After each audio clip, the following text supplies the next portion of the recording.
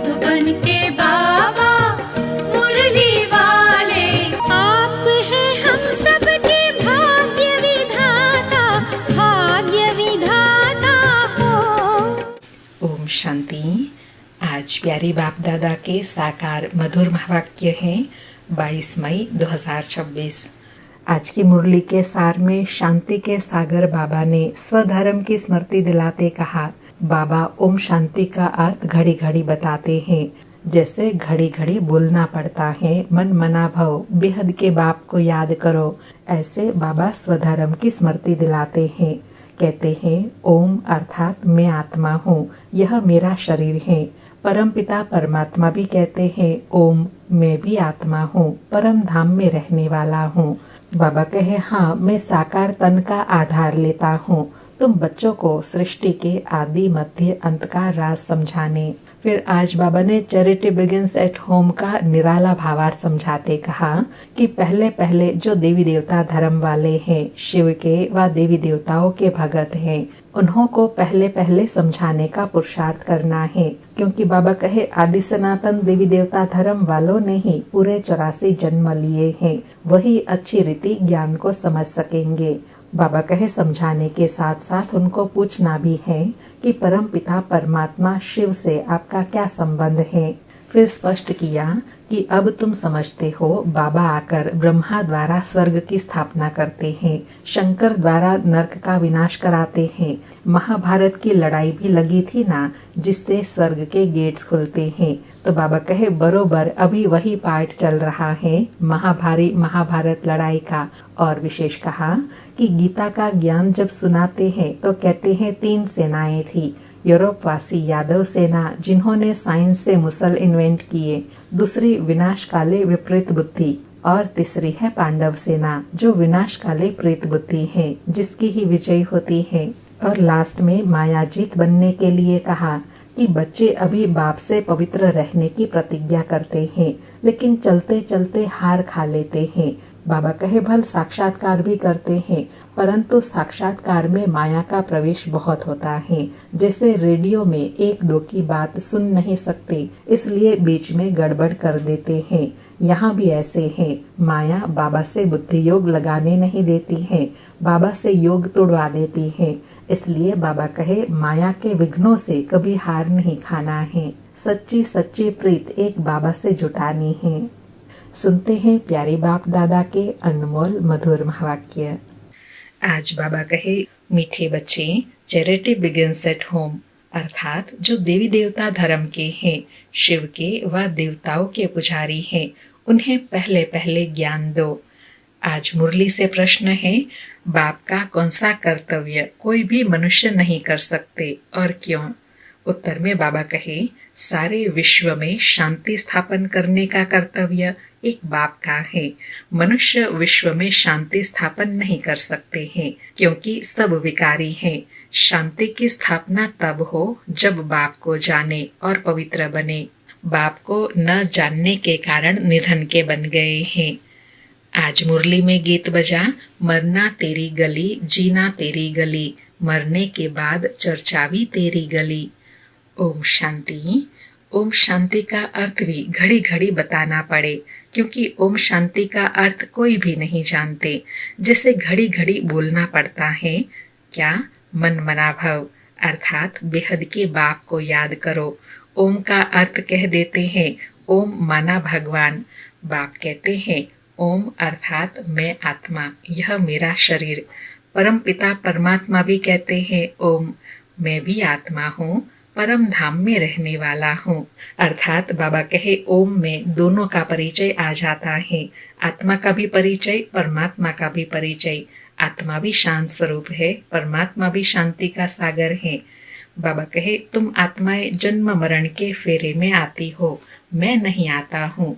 हाँ मैं साकार में आता हूँ जरूर। तुम बच्चों को सृष्टि के आदि मध्य अंत का सार समझाने। फिर बाबा कहे तुम्हारा और मेरा रूप समान है, लेकिन पार्ट में बहुत फर्क है। बाबा कहे कोई और यह समझा न सके। अगर निश्चय नहीं तो सारी दुनिया में भटकना चाहिए, ढूंढना चाहिए और कोई है जो अपना और सृष्टि के आदि मध्य अंत का ज्ञान देते हैं। बाबा कहे ढूंढ कर आओ सारी दुनिया में देखो, क्या कोई सृष्टि के आदि मध्य अंत का ज्ञान देते हैं। बाबा कहे परम पिता परमात्मा के बिगर सृष्टि चक्र के आदि मध्य अंत का राज कोई बता ना सके, कोई राजयोग सिखा न सके, पतितों को पावन बना नहीं सकते। पहले पहले जो देवी देवताओं के पुजारी हैं उन्हों पर पुरुषार्थ करो समझाने का। आदि सनातन देवी देवता धर्म वालों ने ही पूरे 84 जन्म लिए हैं, वही अच्छी रीति समझ सकेंगे। बाद में आने वाले 84 जन्म ले न सके, यह सुनेंगे भी वह। बाबा कहे यह ज्ञान सुनेंगे भी वह कौन, जो देवताओं के पुजारी होंगे और जो गीता पढ़ने वाले होंगे।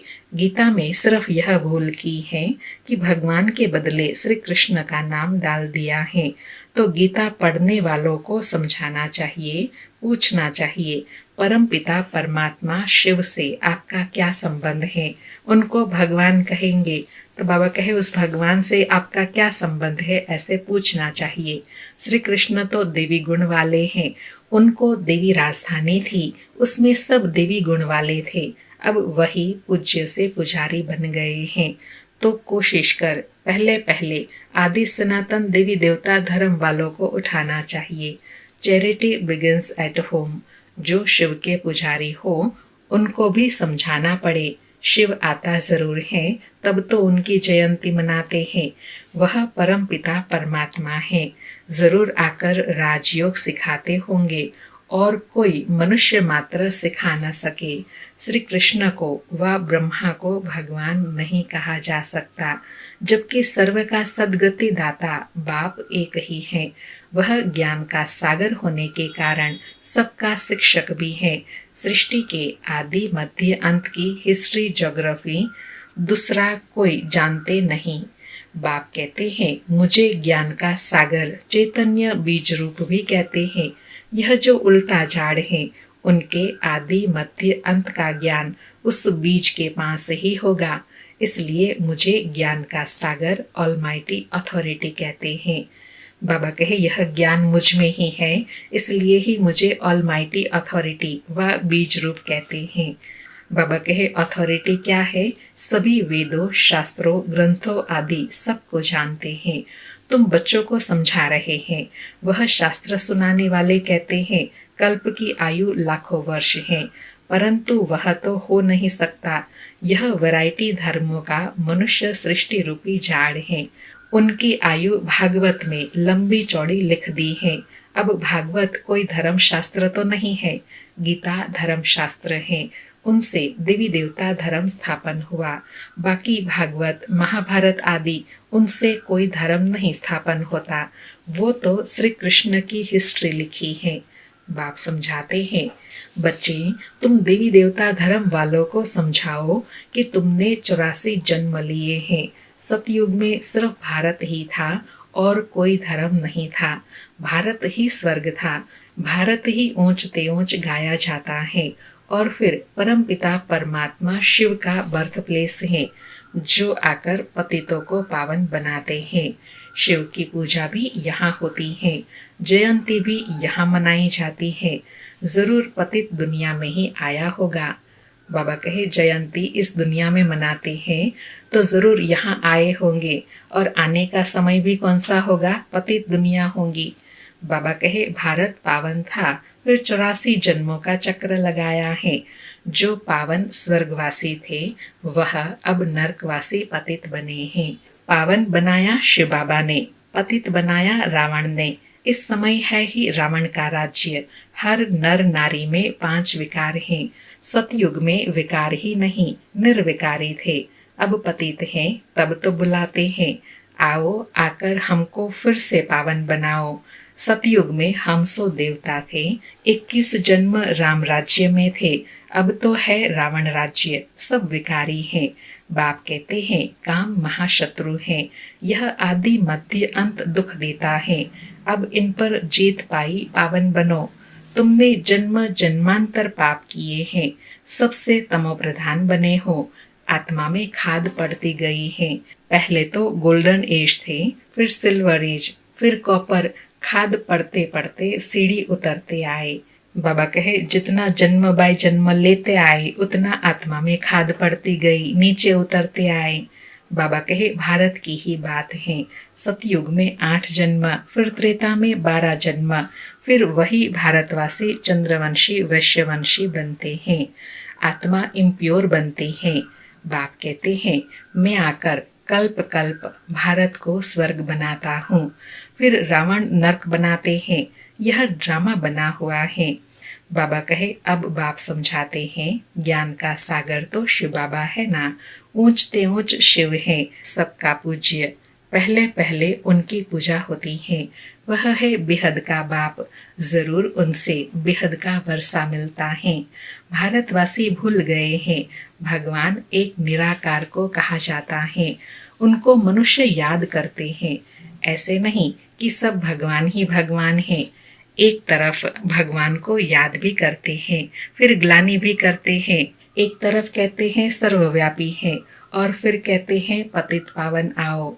बाप आकर ब्रह्मा तन से ब्रह्मा मुख वंशावली ब्राह्मणों को ही समझाते हैं। अभी तुम ब्राह्मण चोटी हो, ब्राह्मणों के ऊपर ठहरा शिव। बाबा कहे ब्राह्मण ऊंच हैं और उनसे भी ऊपर कौन है? शिव बाबा। विराट रूप में देवता क्षत्रिय वैश्य शूद्र दिखाते हैं, ब्राह्मणों का नाम ही नहीं, क्योंकि देखते हैं ब्राह्मण तो है विकारी, फिर देवताओं से उत्तम कैसे कहे। बाबा कहे बाप समझाते हैं, वह भी गाते हैं ब्राह्मण देवी देवताई नमः। एक्यूरेट कोई जानते ही नहीं है कि उन्हों का राज्य कब था, स्वर्ग कहाँ से आया। अब तुम समझ गए हो। क्या समझ गए हैं? कि बाबा आकर ब्रह्मा द्वारा स्वर्ग की स्थापना करते हैं, शंकर द्वारा नरक का विनाश कराते हैं। महाभारत की लड़ाई भी लगी थी ना, जिससे स्वर्ग के गेट्स खुले थे। गाते हैं परंतु कुछ भी समझते नहीं। यह भी दिखाते हैं, क्या दिखाते हैं? कि इस रुद्र ज्ञान यज्ञ से विनाश ज्वाला प्रज्वलित हुई। बरोबर अभी वही पाठ चल रहा है। 5000 वर्ष पहले भी लड़ाई लगी थी, तब पतित दुनिया विनाश हुई थी। गीता का ज्ञान जब सुनाते हैं तो कहते हैं 3 सेनाएं थी। यूरोपवासी यादव सेना, जिन्होंने साइंस से मुसल इन्वेंट किए। गीता के पूरे 5000 वर्ष हुए। बाप समझाते हैं यह 3 सेनाएं अभी भी हैं। बाबा ने कल भी स्मृति दिलाई थी, आज भी स्मृति दिला रहे हैं कि यह वही समय आ पहुंचा है महाभारी महाभारत का, जिसमें 3 सेनाएं दिखाते हैं। अभी भी तीनों सेनाएं हैं। यादव अर्थात मिसाइल्स इन्वेंट करने वाले, कौरव अर्थात विपरीत बुद्धि, और पांडव है प्रेत बुद्धि। बाबा कहे गाया हुआ है विनाश काले विपरीत बुद्धि, अर्थात परमपिता परमात्मा से विपरीत बुद्धि है। जानते नहीं है सिवाय तुम्हारे कोई की प्रीत नहीं है, सबकी विनाश काले विपरीत बुद्धि है। बाकी तुम ब्राह्मणों की है प्रीत बुद्धि। तुम शिव बाबा को ही याद करते हो, जानते हो शिव बाबा हमको 21 जन्मों का वर्षा देने आए हैं। तुम्हारी प्रीत बुद्धि है शिव बाबा के साथ। बाबा कहे बाकी तो कोई बाप को जानते ही नहीं। तो 3 सेनाएं हुई ना, तुम हो पांडव सेना। विनाश काल तो है ही, तुम जानते हो मौत सामने खड़ा है। शिव बाबा कहते हैं तुम पवित्र बनेंगे तो नई दुनिया का मालिक बनेंगे। सतयुग में एक ही देवी देवता धर्म था और कोई धर्म नहीं था। अभी और सब धर्म है, बाकी आदि सनातन देवी देवता धर्म है नहीं। अपने को देवी देवता समझते ही नहीं है। बाबा कहते हैं हम पतित हैं, देवताओं के आगे महिमा गाते हैं। तुम सर्वगुण संपन्न 16 कला संपूर्ण हो। अपने को कहते हैं हम विकारी हैं, मैं निर्गुण हारे में कोई गुण नहीं। बाप को याद करते हैं, तुमको भी एक बाप को याद करना है। बाबा कहे भक्ति में भी एक को याद करते हैं, यहाँ भी तुमको एक को ही याद करना है। बाप को याद करने बिगर पावन नहीं बनेंगे तो ऊंच पद नहीं पाएंगे। अपवित्र दुनिया का जब विनाश हो तब ही दुनिया में शांति हो। अंडरलाइन, बाबा कहे जब अपवित्र दुनिया का विनाश हो तब ही विश्व में शांति हो। बाबा कहे मनुष्य कोशिश करते हैं भारत में और दुनिया में शांति हो, परंतु वह तो एक बाप का ही काम है। मनुष्य तो है ही विकारी, वह शांति कैसे स्थापन कर सकते हैं। घर घर में ही झगड़ा है, बाप को न जानने के कारण बिल्कुल ही निधन के बन पड़े हैं। सतयुग में बिल्कुल ही पवित्रता सुख शांति थी, अभी फिर बाप वह पवित्रता सुख शांति स्थापन कर रहे हैं और कोई कर न सके। बाबा कहे विश्व में सुख शांति पवित्रता का राज्य कोई मनुष्य स्थापन क्यों नहीं कर सकते हैं, क्योंकि सभी मनुष्य पतित विकारी हैं। विश्व में सुख शांति पवित्रता का राज्य पावन परमपिता परमात्मा ही कर सकते हैं। बाबा कहे भारतवासी अब नरकवासी हैं। स्वर्ग में जब थे तो पुनर्जन्म भी स्वर्ग में लेते थे, अब पतित हैं, इसलिए पतित पावन बाप को याद करते हैं। अभी तो बच्चे जानते हैं पारलौकिक बाप को याद करने से ही विकर्म विनाश होंगे। लौकिक बाप से तो हद का वर्षा मिलता है, पारलौकिक बेहद के बाप से बेहद का वर्षा ले रहे हो। यह समझने की बात है। बाबा कहे यह समझने की बात है कि हम गुप्त में अभी बेहद के पारलौकिक बाप से वर्षा ले रहे हैं। बाबा कहे यह कोई सत्संग नहीं है, वह है भक्ति मार्ग, यह है ज्ञान मार्ग। तुमको खुशी होती है किस बात की? बाबा हमको स्वर्गवासी बनाते हैं। जो कल्प पहले स्वर्गवासी बने हैं वही अब बनेंगे। ब्राह्मण बनने बिगर देवता कभी बन नहीं सकेंगे। यह समझने की बातें है ना।